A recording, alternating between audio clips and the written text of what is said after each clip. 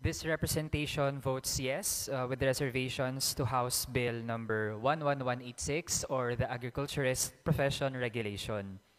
Our main reservation is that this proposal will expose agriculturists to harsh CPD requirements that the Makabayan Coalition has long opposed. These onerous requirements to renew PRC licenses will cause multiple financial, logistical, and psychological burden on professionals. We must not subject agriculture professionals to a system that is very costly, more bureaucratic, and unnecessarily regulative. Instead, Madam Speaker, we can encourage them through proper incentives like scholarships, research grants, and career direction and security. Yun lamang po, Madam Speaker. Salamat.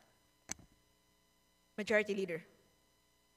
Madam Speaker, I move for the consideration on third reading of House Bill number 11202 and may request that the Secretary General be directed to read the title of the said bill and thereafter call the roll for nominal voting.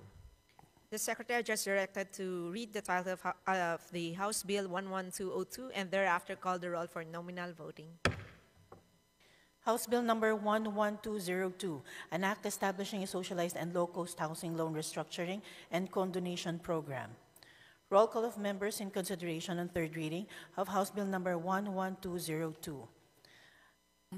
Abalos Abante, Abunda, Choron, Asidre, Ako Padyong, Advincula, Agaraw, Alba, Albano, Almario, Almonte, Alonte, Alvarez Jose, Alvarez Mercedes, Alvarez Pantaleon, Amante, Amantong, Ang, Angara, Aquino, Magsaysay, Arbison, Arena, Sarogancia, Asisio, Atayde, Aumentade, Balindong, Barba, Barbers, Baronda, Bascog, Bautista Lim, Bernos, Billones, Biron, Bolidia, Bondoc, Mongalon, Bordado, Bosita, Briones, Rosas, Buhain, Bulit Begtang, Bustos, Cabredo, Cagas, Cayon, Uy, Calderon, Calixto, Campos, Cawagdan, Cardema, Cari, Castro France, Castro Jane, Celeste Sendanya, Chan, Chato, Chua, Chungalao, Co Angelica Natasha, Co Elizalde, Co Pilar, Co Juanco Jaime Eduardo Mark, Co Juanco Mark, Colado Colianos Corvera, Cruz Ambrosio, Cruz Ricardo, Coa Cores Madagog, Dari Pedalog, De Yang Hirang Daza de Jesus de Venecia, Defensor Del Mar de los Santos, Dimaporo Muhammad Kali, Dimaporo City Amina, Junicio Domingo Duavid, Duhali Duterte, Di Faustino Ino, Di Faustino Michael Carlos, Di Ian Paul Ecleo, Emano Enverga Escudero, Spares Espina Estrella, Yudela Farinas Fernandez, Ferrer Antonio, Ferrer Juliet Marie, Flores Fortes, Frasco, Fresneti Fentebella Galeos,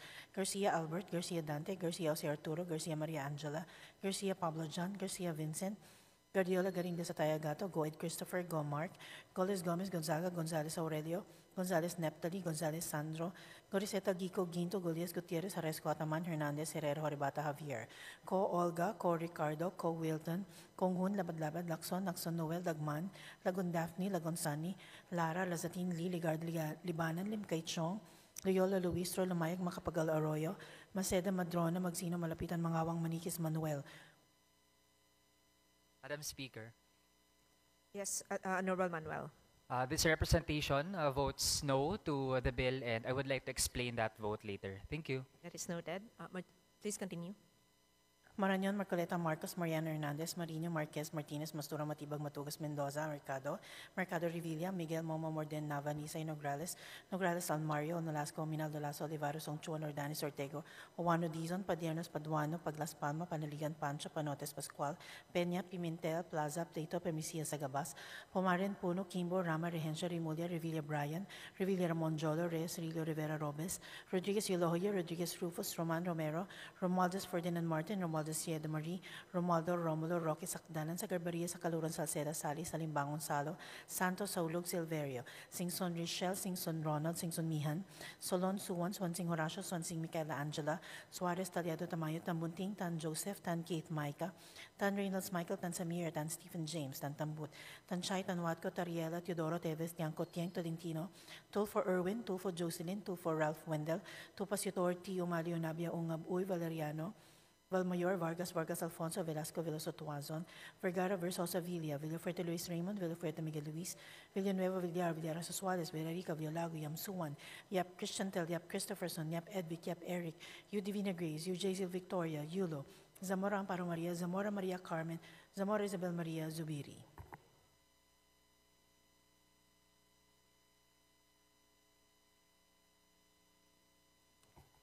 Second call of members in consideration on third reading of House Bill number 11202.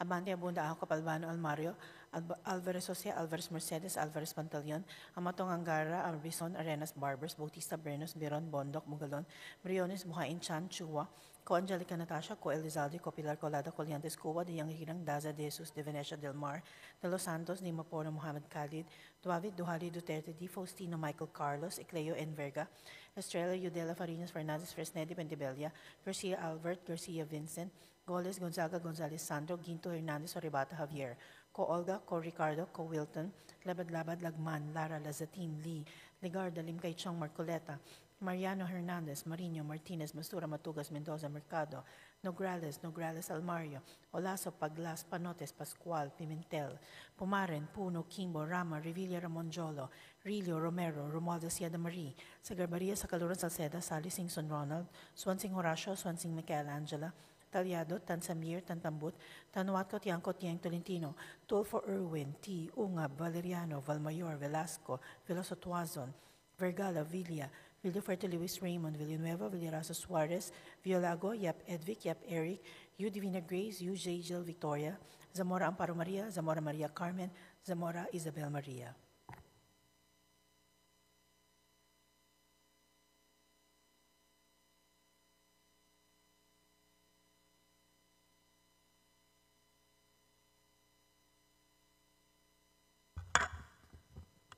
With 178 members voting in the affirmative, 3 in the negative, and 0 abstentions, House Bill number 11202 is hereby approved on third and final reading. Majority Leader. Madam Speaker, I move that we recognize the Honorable Raul Daniel Manuel of Kabataan Party List to explain his vote. The Honorable Raul Daniel Manuel is recognized to explain his vote. Thank you, Madam Speaker.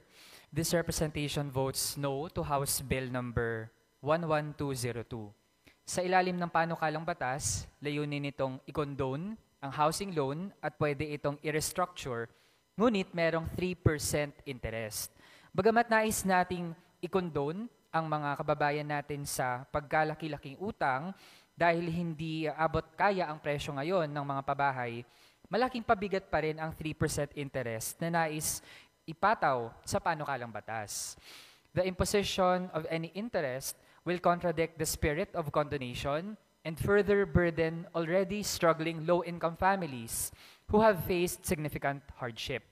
Madam Speaker, gusto nating magkaroon ng dekalidad, abot kaya at pampublikong pabahay para sa mahihirap. Ayaw natin na gawing tsapa ng gobyerno ang panukalang batas na ito para paigtingin ang pagpapadlock ng mga housing units na hindi nababayaran. Kung magre-restructure tayo ng housing loans, mas mainam na hindi na po natin patungan pa ng panibagong interes. Hindi po maliit na halaga ang 3% interest, lalo't sa totoong buhay ay wala namang trabaho ang marami nating kababayan at napakaliit pa ng kita o sahod ng mga benepisyaryo ng socialized housing programs. Hindi dapat ginagawang negosyong pautang ang serbisyong panlipunan tulad nito.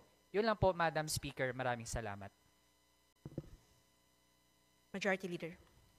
Madam Speaker, I move for the consideration on third reading of House Bill number 11227 and may request that the Secretary General be directed to read the title of the bill and thereafter call the roll for nominal voting. The Secretary General is directed to read the title of House Bill 11227 and thereafter call the roll for nominal voting. Madam Speaker, I move that we recognize the Honorable Raul Daniel Manuel to explain his vote. The Honorable Raul Daniel Manuel is recognized to explain his vote. Thank you, Madam Speaker. Madam Speaker, para sa panukalang batas bilang 11227, bumoboto tayo ng yes. Bagamat meron tayong ilang mga reservations on this Magna Carta for tricycle drivers and operators.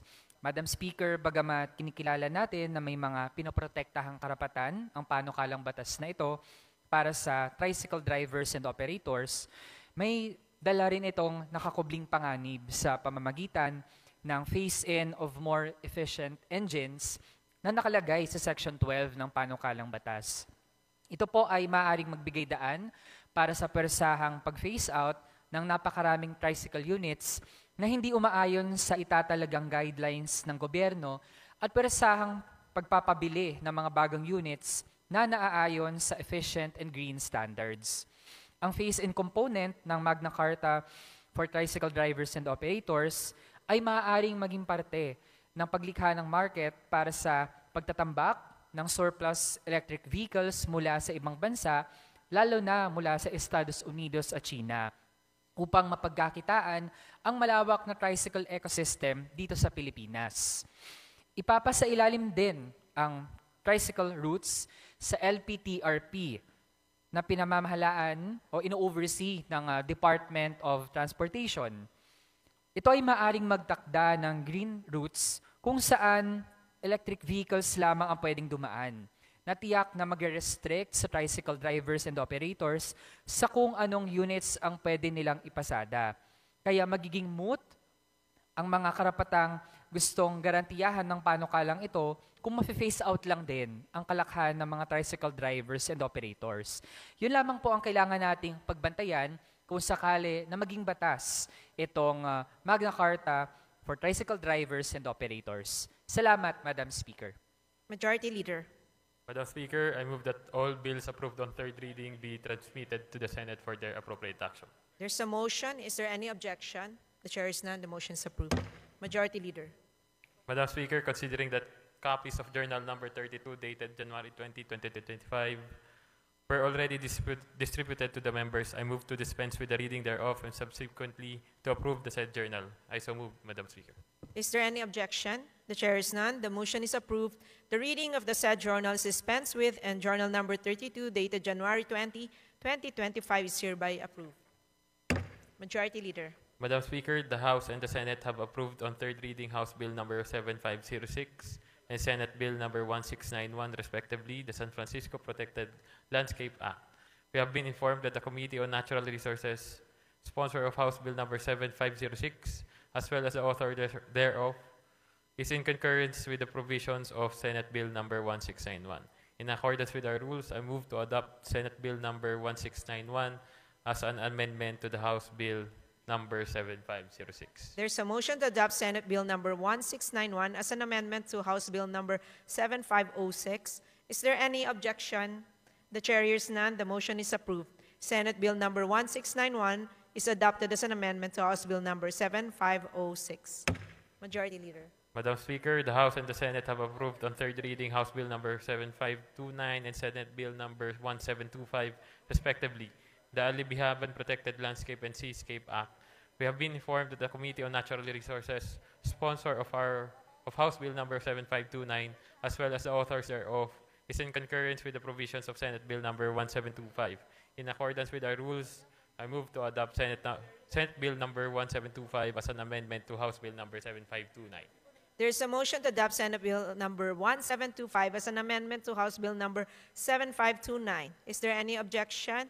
The chair hears none. The motion is approved. Senate Bill Number 1725 is adopted as an amendment to House Bill Number 7529.